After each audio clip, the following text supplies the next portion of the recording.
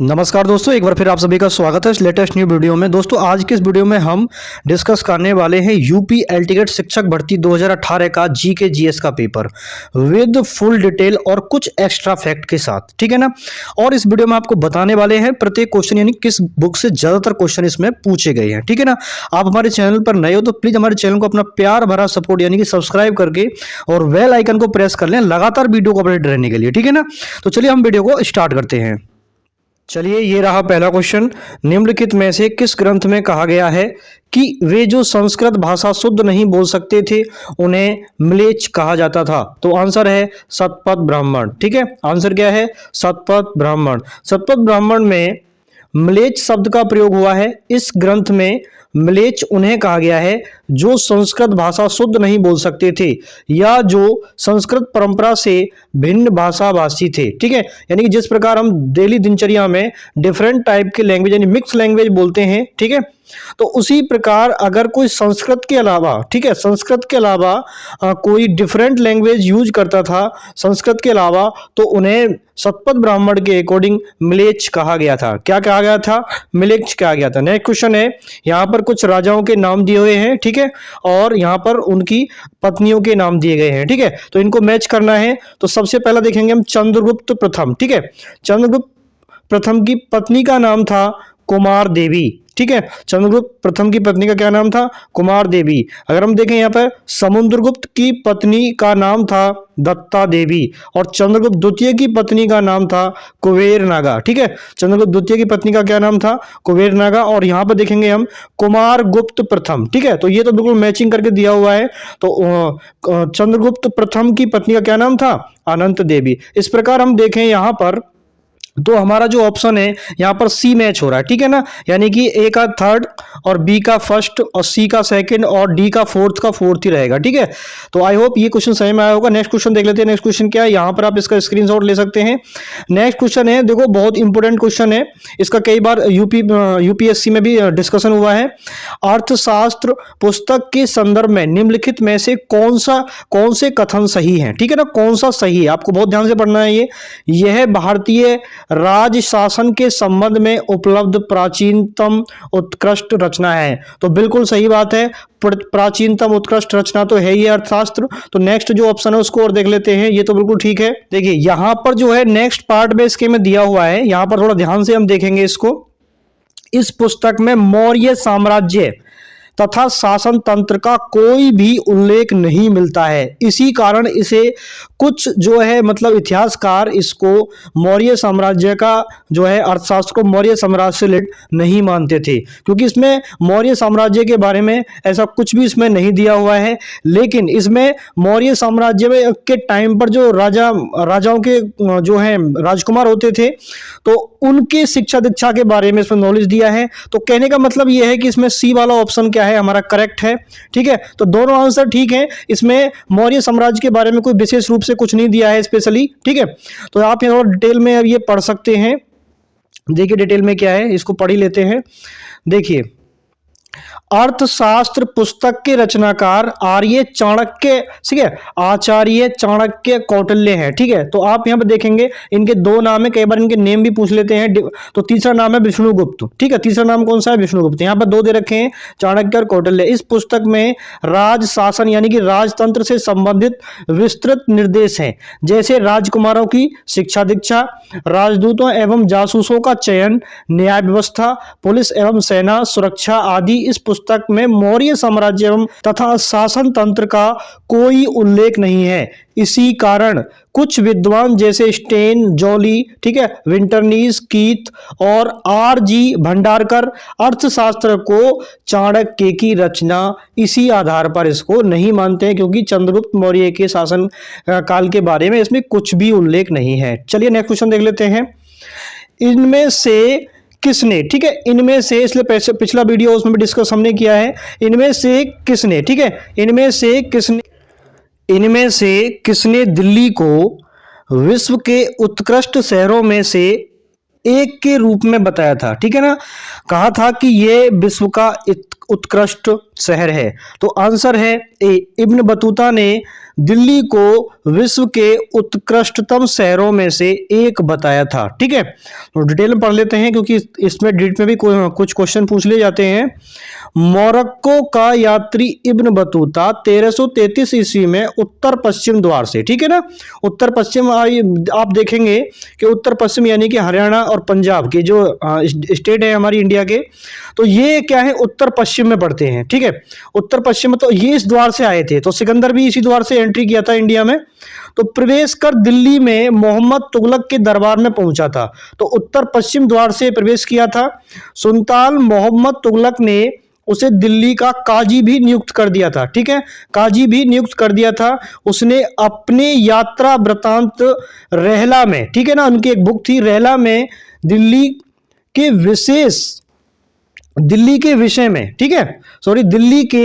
विषय में उल्लेख किया। वह दिल्ली को बृहत वह भव्य शहर बतलाता है। यह हिंदुस्तान ही नहीं बल्कि एशिया के सभी मुस्लिम राज्यों में सबसे बड़ा उत्कृष्ट शहर है। तो इसको एशिया के सभी मुस्लिम राज्यों में सबसे बड़ा उत्कृष्ट शहर कहा था इब्न बतूता ने। ठीक है, 1333 में आया। कई बार ये डेट भी पूछ लेते हैं, बहुत इंपॉर्टेंट है, आराम से इसका स्क्रीनशॉट लेकर आप लर्न कर लेना। ठीक है, चलिए नेक्स्ट क्वेश्चन देख लेते हैं। भारत में, ठीक है, भारत में स्थानीय स्वायत्त शासन का जनक किसे कहा जाता है? तो आंसर है, ठीक है, आंसर है लॉर्ड रिपन। ठीक है, आंसर है लॉर्ड रिपन। तो लॉर्ड रिपन के कार्यकाल में प्रस्तुत स्थानीय स्वशासन प्रस्ताव 1882 ईस्वी से भारत में आधुनिक स्थानीय स्वशासन का प्रारंभ माना जाता है। लॉर्ड रिपन को स्थानीय स्वशासन का पिता कहा जाता है। मतलब कहने का नगर पालिका वगैरह इसी के शासन काल में बनी थी, स्थानीय स्वशासन। ठीक है, डिफरेंट उसमें रीजन में डिवाइड करके, जैसे नगर पालिका वगैरह है, इसी के शासन में जो बोर्ड है, डिफरेंट टाइप के बोर्ड है, इसी के शासन काल में उनका गठन हुआ था। ठीक है, तो नेक्स्ट क्वेश्चन देख लेते हैं। नेक्स्ट क्वेश्चन क्या है? नेक्स्ट क्वेश्चन में दिया हुआ है भारत के राष्ट्रपति पर, ठीक है, भारत के राष्ट्रपति पर महाअभियोग चलाने के लिए, ठीक है, कम से कम कितने दिन पूर्व सूचना देना उन्हें आवश्यक है? तो आंसर है 14 दिन पहले उन्हें बताना होगा कि आप पर ये महाअभियोग लगाया गया है। ठीक है, इस जो भी मतलब उनका जो इलीगल जो भी है उनके अकॉर्डिंग उन पर महाअभियोग लगा सकते हैं। ठीक है, तो थोड़ा डिटेल में डिस्कस कर लेते हैं। भारतीय संविधान के अनुच्छेद 61 में राष्ट्रपति पर महाअभियोग चलाने की प्रक्रिया का वर्णन है। राष्ट्रपति पर महाअभियोग की प्रक्रिया संविधान के अतिक्रमण पर संसद के किसी भी सदन द्वारा प्रारंभ की जा सकती है। संसद के जिस सदन में महाभियोग का संकल्प लाया जाता है उस सदन की कुल सदस्य संख्या के 1/4, ध्यान से देखना, ये नंबर के बार पूछता है, 1/4 सदस्यों द्वारा वह संकल्पित हस्ताक्षर उस पर जो है होने चाहिए। ठीक है, महाअभियोग का जो भी है उस पर क्या है, सिग्नेचर होने चाहिए। अब यहां पर नेक्स्ट है, देखो, और संकल्प प्रस्तावित करने के कम से कम 14 दिन पूर्व लिखित सूचना देना आवश्यक है। साथ ही है वह संकल्प उस सदन की कुल सदस्य संख्या के कम से कम 2/3 बहुमत से, यहां पर 2/3 बहुमत से वह पारित होना चाहिए। जिसके द्वारा कहा गया है मतलब 1/4 और जिससे वो पारित कराना है उसके 2/3। तो अब यहां पर देखेंगे, यदि संसद का एक सदन आरोप लगाता है तो दूसरा सदन मतलब एक राज्यसभा और एक लोकसभा, तो एक सदन अगर आरोप लगाता है और दूसरा सदन उस आरोप की क्या करेगा, जांच कराएगा। ठीक है, उस आरोप की क्या करेगा, वो जांच करेगा, उस आरोप की जांच करेगा या कराएगा। ऐसी जांच में राष्ट्रपति स्वयं उपस्थित होने या अपना प्रतिनिधि भेजने का अधिकार राष्ट्रपति को होता है। उसकी प्रतिनिधि की जो है देखरेख में वो जांच होगी। यदि आरोप सिद्ध होने का संकल्प आरोप की जांच कराने वाले सदन की कम से कम 2/3 सदस्य संख्या से वो पारित हो जाता है तो यह संकल्प पारित किए जाने की तारीख से राष्ट्रपति, ठीक है, राष्ट्रपति को क्या है, उस पद से हटना होता है। ठीक है, राष्ट्रपति को उस पद से हटना होता है। ठीक है ना, लगभग 14 दिन पहले उनको ये बता दिया जाता है। ठीक है, नेक्स्ट क्वेश्चन देखेंगे। नेक्स्ट क्वेश्चन में भारत में किसी राज्य के राज्यपाल को पद और गोपनीयता की शपथ कौन दिलाता है? तो आंसर है राज्य के उच्च न्यायालय के मुख्य न्यायाधीश। तो थोड़ा मैं क्लियर कर देता हूं, जैसे भारत में राष्ट्रपति होते हैं ऐसे ही राज्य में राज्यपाल होते हैं।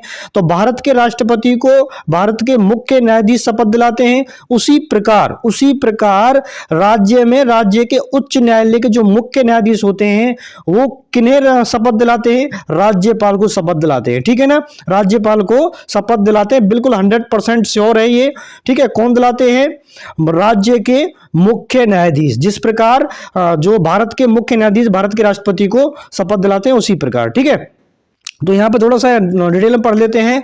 अनुच्छेद 159 के अनुसार राज्यपाल अपना पद ग्रहण करने से पूर्व उस राज्य के संबंध में अधिकारिता का प्रयोग करने वाले उच्च न्यायालय के मुख्य न्यायाधीश या उसकी अनुपलब्धता में उच्च न्यायालय के उपलब्ध वरिष्ठतम न्यायाधीश के समक्ष शपथ लेता है। यानी कि अगर मुख्य न्यायाधीश नहीं है तो उस न्यायालय में जो वरिष्ठतम न्यायाधीश होता है उनके सामने क्या है? शपथ ग्रहण होता है। ठीक है, हमारे संविधान के किस भाग में पंचायती राज के 3 सोपानों की व्यवस्था की विवेचना की गई है? तो आंसर है भाग 9। ठीक है, 9 भाग में पंचायती राज्यों के बारे में डिस्कशन किया गया है। ठीक है ना, जितने भी अनुच्छेद हैं जो 9 भाग में सभी पंचायती राज्यों से रिलेटेड हैं। ठीक है ना, तो एक भाग अनुच्छेद भाग की एक वीडियो स्पेशली एक ट्रिक के साथ बना दी जाएगी।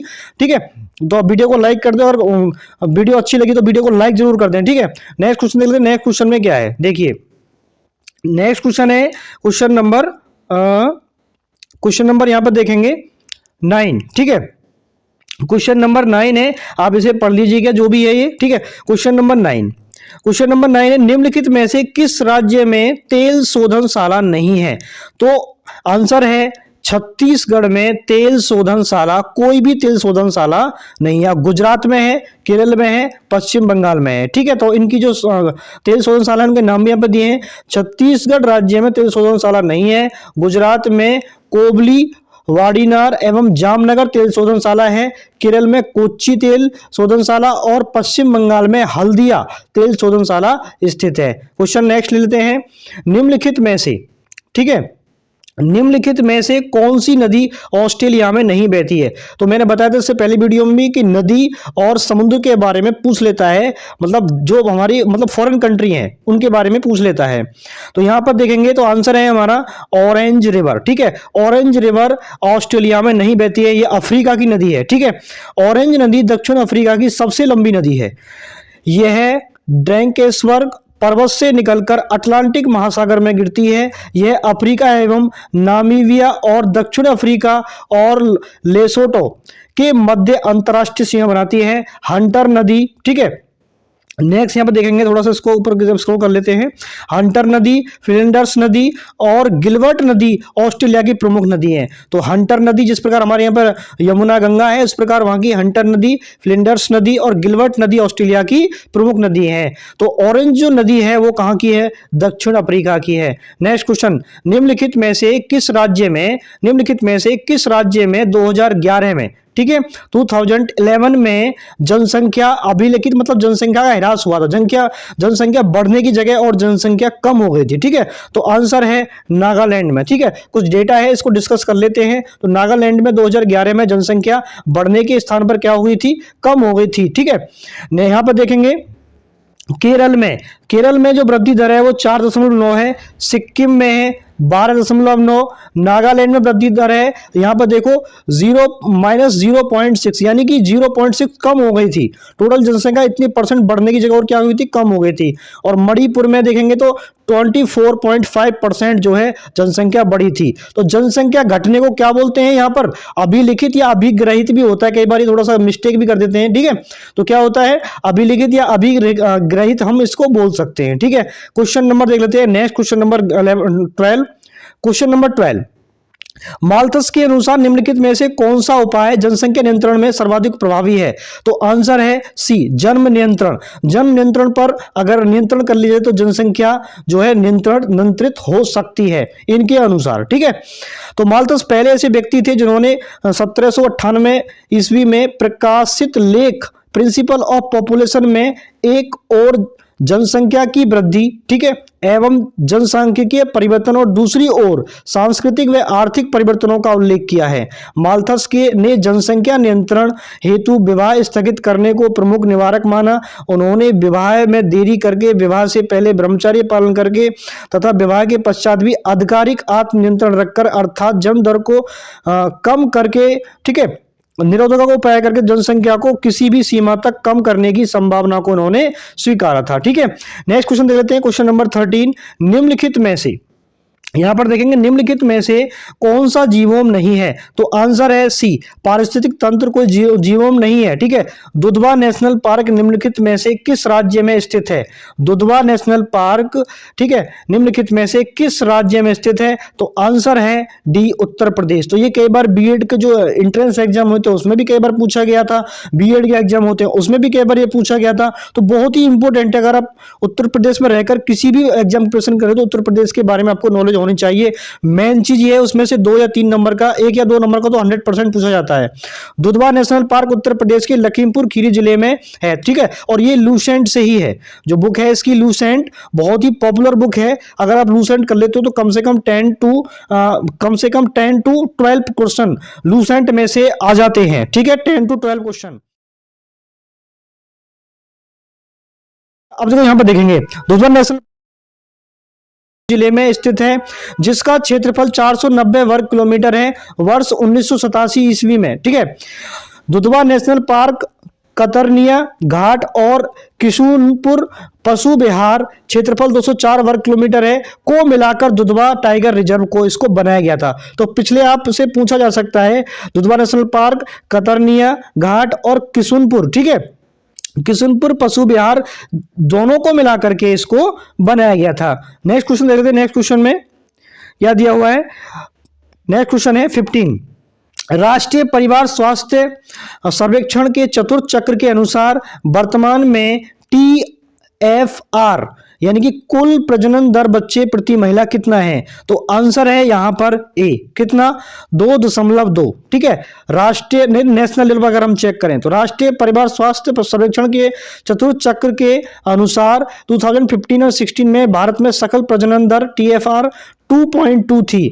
राज्यों में सर्वाधिक सकल प्रजनन दर बिहार यानी कि 3.4, और बात करें तो सबसे कम सिक्किम में, और उत्तर प्रदेश का डेटा है 2.7। ठीक है ना, कुल प्रजनन दर बच्चे प्रति महिला ये है यहाँ पर। ठीक है, तो नेक्स्ट देख लेते हैं। तो ये कई बार कहते हैं जो हमारा मतलब जो जनगणना है उसमें से भी कई क्वेश्चन पूछे जाते हैं। जनगणना वर्षों में से, मतलब उसका हिस्ट्री भी पता होना चाहिए थोड़ा सा, वर्षों में से किसे भारत में महाविभाजन वर्ष के रूप में जाना था? तो लूसेंट से कई क्वेश्चन पूछे, 10 से 12 क्वेश्चन लूसेंट से आते हैं। ठीक है, तो अब यहाँ पर देखेंगे तो आंसर है यहाँ पर बी, 1921। 1921 क्यों है?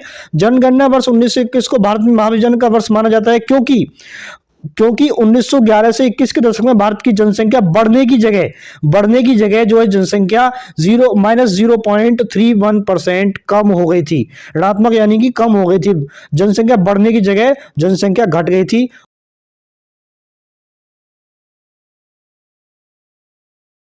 विधि संबंधित है, तो आंसर है डी, धान से, SII विधि संबंधित है, सॉरी SRI विधि संबंधित है किससे? धान से। तो हम देखेंगे SRI यानी कि सिस्टम ऑफ राइस इंस्टेंस, ठीक है, इंस्टेंसिफिकेशन विधि की खोज मेडागास्कर के पादरी हेनरी डी लॉलिना, मूलतः फ्रांस के रहने वाले थे, इन्होंने की थी। धान की कृषि से संबंधित है, इसे श्री विधि के नाम से भी जाना जाता है। नेक्स्ट क्वेश्चन, निम्नलिखित में से कौन सा युग्म सुमेलित नहीं है? निम्नलिखित में से कौन सा युग्म सुमेलित नहीं है? तो यहां पर देखेंगे मूंगफली में जो है सफेद गरार लगती है, फली छेदक इसमें नहीं लगता है। तो डिटेल में देख लेते हैं, ये वाला ही थोड़ा यहाँ पर मिस्ड है। ठीक है, तो डिटेल में देखेंगे, यहाँ पर मूंगफली में सफेद गरार लगती है, बाकी सब ये मैच है। ठीक है, तना छेदक लगता है मक्के में, और धान में कितना लगता है? बंका। ठीक है, नेक्स्ट क्वेश्चन देख लेते हैं। नेक्स्ट क्वेश्चन में क्या दिया? 19 क्वेश्चन, मक्का आलू, यहां पर देखेंगे मक्का आलू मूंग के फसल चक्र की सघनता है, तो आंसर है डी यानी कि 300%। अब यहां पर आप देखेंगे मक्का आलू और मूंग, तो 3 फसल हैं। एक फसल ये है 100%, दूसरी प्लस 100% और तीसरी कितनी हो गई 100%। तो टोटल अगर हम ऐड करें तो 300% होता है। तो इसका एक फॉर्मूला होता है, अगर मान के चलो एक वर्ष में 2 फसल लेते हैं एक उस जमीन से, तो उसको 200% बोलेंगे सघनता। अगर एक फसल लेते तो 100%, अगर एक साल में ही 3 यानी कि एक वर्ष में 3 फसल लेते तो उसे बोलते हैं हम 300%। नीचे देख लेंगे, ये फॉर्मूला है, ठीक है। कुल फसल उगाई गई और फसल चक्र वर्ष 1, तो एक वर्ष में 3 फसल उगाई गई है। और अगर हम बात करें एक वर्ष में उगाई गई 3 का भाग करें 100 की गुणा कर मल्टीप्लाई करते हैं तो हमारा 300% होगा। यानी कि एक फसल के लिए 100%, 2 फसल के लिए 200%, 3 फसल उगा रहे हैं साल में तो उसके लिए हम यूज करते हैं 300%, ठीक है। निम्नलिखित में कौन सम्मिलित नहीं है, तो आंसर है यहां पर सी। तो सी यहां पर अलसी यानी कि ये चमत्कार वाला नहीं है। तो यहां पर देखेंगे प्रश्नगत विकल्पों में मूंगफली की प्रजाति कौशल, बिल्कुल ठीक है। दूसरी सरसों की बरदान और चना की उदय, ये भी बिल्कुल ठीक है। चना की और बरदान ये बिल्कुल ठीक है। अगर हम बात करें तो यहां पर हम देखते हैं कि जो बी वाला ऑप्शन है इसमें एरर है, सॉरी सी वाला जो ऑप्शन है इसमें क्या है, सी वाले ऑप्शन में क्या है यहां पर एरर है, बाकी सब मैच हो रहे हैं यहां पर, ठीक है। तो सी वाले जो क्वेश्चन है इसमें थोड़ा यहां पर एरर है, तो अलसी जो है चमत्कार से मिसमैच है। तो यहां पर देखेंगे प्रसंगत विकल्प में मूंगफली की प्रजाति कौशल, सरसों की बरदान और चना की उदय, चमत्कार अलसी की प्रजाति नहीं बल्कि मटर की प्रजाति है। किसकी प्रजाति है चमत्कार, मटर की। अलसी की प्रजातियां सुरभि, जीवन, जानकी, नगरकोट और हिमालिनी, ये जो हैं अलसी की हैं, ठीक है। किसकी हैं, ये अलसी की हैं। नेक्स्ट क्वेश्चन देख लेते हैं। नेक्स्ट क्वेश्चन में निम्नलिखित में से किस रोग, ठीक है, निम्नलिखित में से किस रोग का प्रतिजैविक द्वारा निदान नहीं किया जा सकता। प्रतिजैविक मतलब एंटीबॉडी, जो दवाइयां होती हैं उनके अकॉर्डिंग। तो प्रतिजैविक मतलब एंटीबॉडी एक प्रकार का पदार्थ है या यौगिक है जो जीवाणुओं को नष्ट करता है या उनकी वृद्धि को रोकता है। जीवाणुओं से होने वाले रोग जैसे क्षय रोग, टिटनेस, हैजा आदि ये सब जीवाणु से होते हैं। उपचार के लिए प्रतिजैविक का उपयोग किया जाता है। एक प्रतिजैविक एक प्रकार का पदार्थ होता है जिसको यूज एंटीबॉडी जैसे बोलते हैं, एंटीबॉडी जो है, ठीक है, प्रतिजैविक। विषाणु से होने वाले रोग जैसे खसरा, पोलियो, चेचक आदि के उपचार के लिए प्रतिजैविकों का उपयोग नहीं किया जाता है, ठीक है ना। तो ये सब वायरस से होने, विषाणु मतलब वायरस, और यहां पर आप देखेंगे यहां पर जीवाणु मतलब आप समझ सकते हो बैक्टीरिया, ठीक है। तो ऊपर वाले ये बैक्टीरिया से होने वाले रोग हैं और नीचे वाले आप देखोगे ये सब वायरस से होने वाले रोग हैं। तो इस प्रकार यहां पर जो आंसर है हमारा कौन सा है, सी। यानी कि जो खसरा है वो क्या है, उसका निदान एंटीबॉडी से नहीं हो सकता क्योंकि ये वायरस है। इसका टीका यानी कि इसका टीका ही लगता है, ठीक है। तो वैक्सीन के अकॉर्डिंग ही इसको खत्म किया जा सकता है।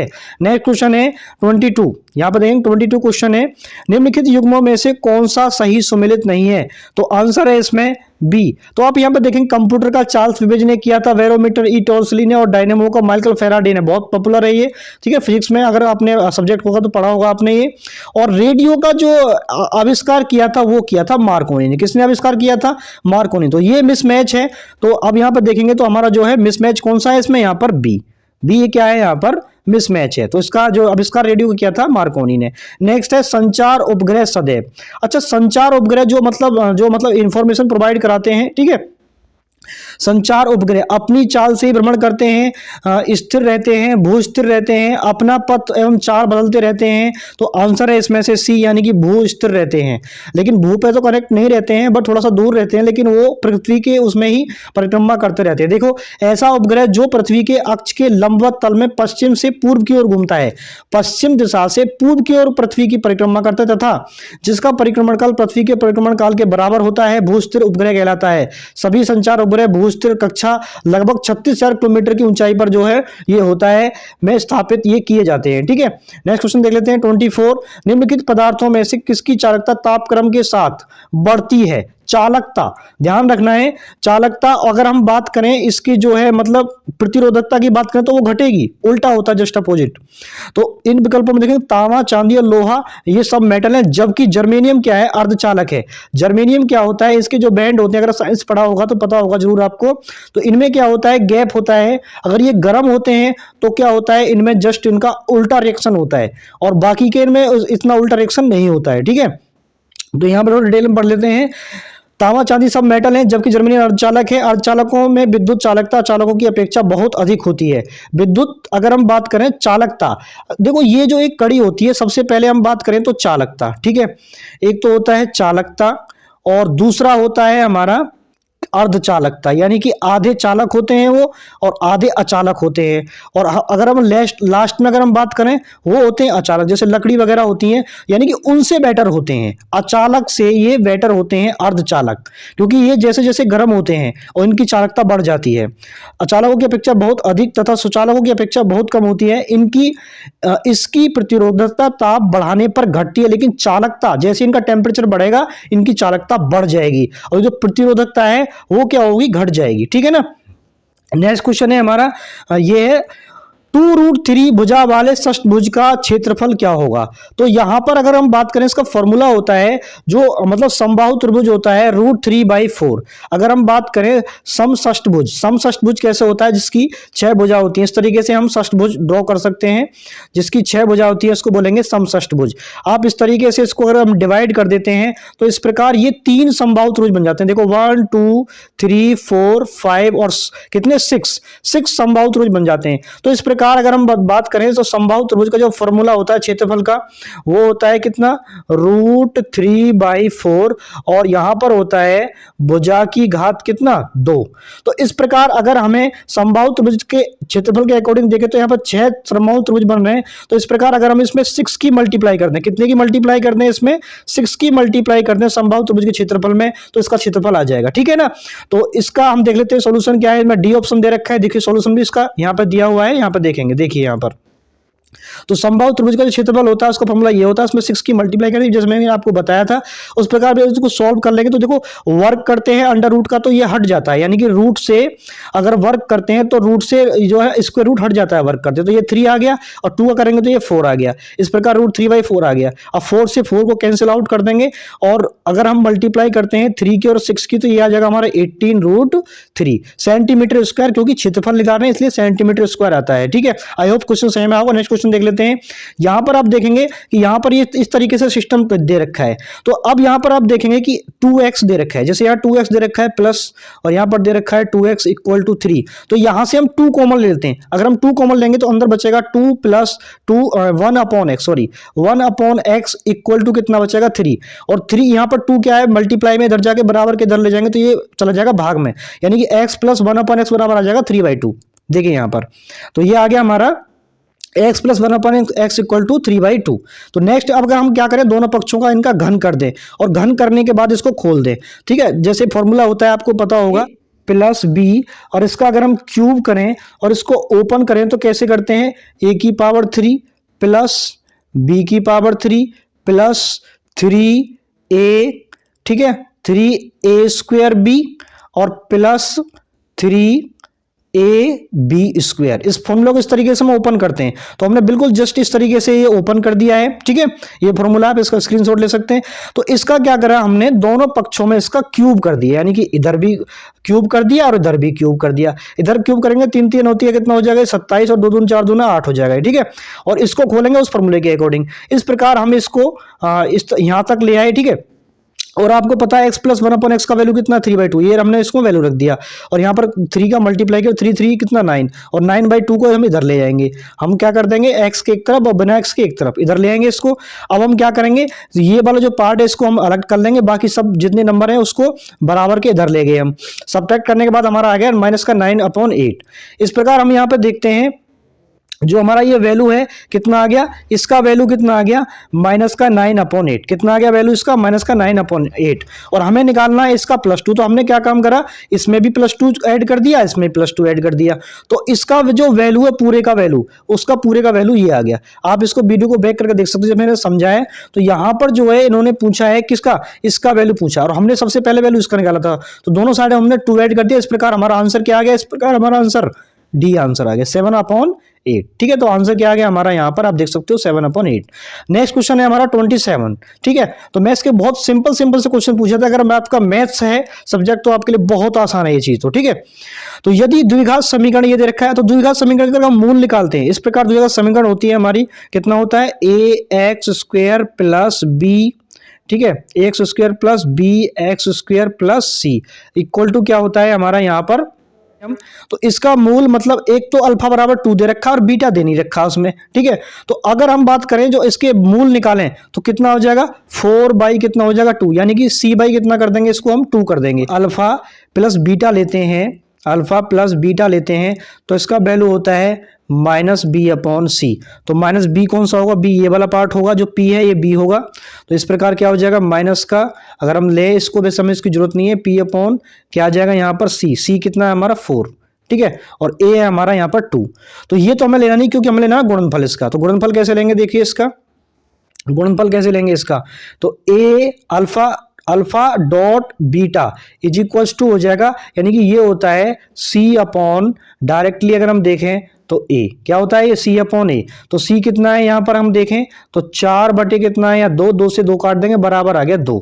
अब हम यहाँ पर देखेंगे कि जब हमें 2 का यानी कि बीटा का वैल्यू दे रखा है तो बीटा में ऐसी किसकी मल्टीप्लाई करें, यानी कि बीटा में किसकी मल्टीप्लाई करें, सॉरी यहां पर अल्फा का वैल्यू दे रखा है हमें 2, तो बीटा में किसकी मल्टीप्लाई करें, यानी कि अल्फा इंटू बीटा, अगर इसकी मल्टीप्लाई करते हैं हम तो 2 आना चाहिए। तो हमें अल्फा की वैल्यू एक मूल दे रखा है, चाहे तो आप बीटा मान लो उसको, कोई दिक्कत नहीं है। तो अल्फा की वैल्यू 2 दे रखी है, तो इसमें हम 1 की मल्टीप्लाई और कर दें, इसका मतलब मल्टीप्लाई है, तो हमारा इस प्रकार कितना आ जाएगा, 1 की मल्टीप्लाई कर देंगे तो हमारा 2 आ जाएगा, यानी कि 2 इक्वल टू कितना हो जाएगा 2। यहां पे आप देख सकते हैं हमारा अल्फा डॉट बीटा बराबर हमारा कितना आना चाहिए, 2 आना चाहिए। तो अल्फा की वैल्यू 2 दे रखी है, तो बीटा की वैल्यू कितनी रखें हम यहाँ पर, बीटा की वैल्यू 1 रख दें, इस प्रकार हमारा 2 आ जाएगा। तो बीटा की वैल्यू कितना 2, तो दूसरा मूल कितना आ जाएगा इसका 1। तो इस प्रकार जो इसका आंसर है वो क्या हो जाएगा, इसका आंसर हो जाएगा इसका सी, यानी कि प्लस का 1 यहाँ पे आंसर आया है। तो नेक्स्ट क्वेश्चन देख लेते हैं। नेक्स्ट क्वेश्चन में देखो क्या दिया हुआ है, तो देखो ये करंट अफेयर क्वेश्चन, यानी कि जिस ईयर में एग्जाम आपका होना है उसी एग्जाम का देखो इसमें पूछा गया है। 2018 में होगा तो उसी ईयर में इसको करंट अफेयर का पूछा गया है। यहाँ पर देखेंगे इसका एक अलग से सैन्य अभ्यास का हम बना देंगे एक वीडियो, ठीक है। यहाँ पर देखेंगे 2018, भाई 2018 में सैन्य अभ्यास जो हुआ था विजय प्रहार, तो ये कहाँ हुआ था, राजस्थान में हुआ था। भाई 2018 में महाजन फील्ड फायरिंग रेंज में इसको ये हुआ था, सूरतगढ़ राजस्थान में सैन्य अभ्यास विजय प्रहार जो हुआ था राजस्थान में हुआ था। तो आंसर क्या है इसमें, राजस्थान, ठीक है। करंट अफेयर क्वेश्चन है। और यहाँ पर एक गेम से भी क्वेश्चन आता है, पक्का कन्फर्म एक गेम से जरूर क्वेश्चन पूछते हैं। राष्ट्रमंडल खेल 2018 में बैडमिंटन महिला एकल खिताब किसने जीता, तो मेन चीज पुरस्कार से जरूर पूछते हैं, ठीक है। तो ए है यहां पर साइना नेहवाल। तो यहां पर थोड़ा सा डिटेल में पढ़ लेते हैं। अप्रैल 2018 में गोल्ड कोस्ट ऑस्ट्रेलिया में संपन्न राष्ट्रीय मंडल खेल 2018 में बैडमिंटन महिला एकल खिताब एक स्वर्ण पदक इन्होंने जीता साइना नेहवाल ने पीवी सिंधु को हरा करके, वो भी पीवी सिंधु को हरा करके। वर्ष 2010 में नई दिल्ली में आयोजित राष्ट्रमंडल खेलों में 2010 में भी साइना नेहवाल ने बैडमिंटन में एक एकल महिला खिताब जीता था। जैसा कि आपको पता होगा पीवी सिंधु ने 2020 का जो है ओलंपिक जो था उसमें, यानी कि 21 में हुई लेकिन 20 का था ये, क्योंकि पोस्टपोन कर दिया था इसको कोरोना के चलते, ठीक है।